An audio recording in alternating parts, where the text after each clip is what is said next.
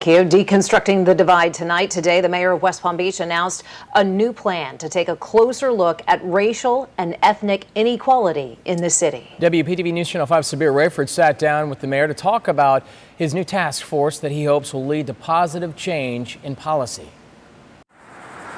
This is Denise Smith Barnes City, but on 43rd and Pinewood Avenue. I've been living in this neighborhood since '92. Denise says her home feels like it's on the forgotten block. We knew there was going to be a generation of disparity, and I'm living in it right now.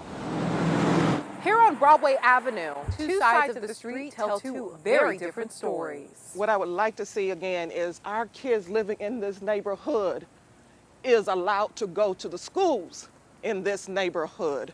At City Hall, a new task force will look at racial and ethnic inequalities in the city. There's going to have to be some difficult, honest, candid conversations going on in those rooms because, again, one of the big things is recognizing what we have done or not done in the areas of racial justice, racial and ethnic justice in our own history. Mayor Keith James says 11 local leaders will spend the next year or so looking at best practices to address systemic patterns of racial and ethnic disparities. I want some specific policy suggestions to come to the commission and myself so that we can look at adopting legislation that will make us a better city going forward.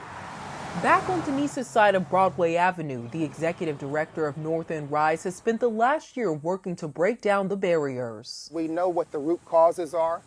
We know that it really doesn't matter if it's West Palm Beach or Detroit, that it's the same issues. And I think the issues are even bigger than the city. The issues are that I don't think that people living here or outside this area understand that these conditions didn't happen by accident.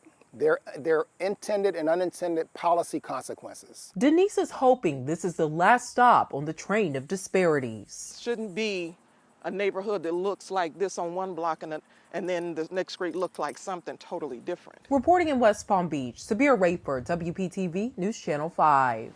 This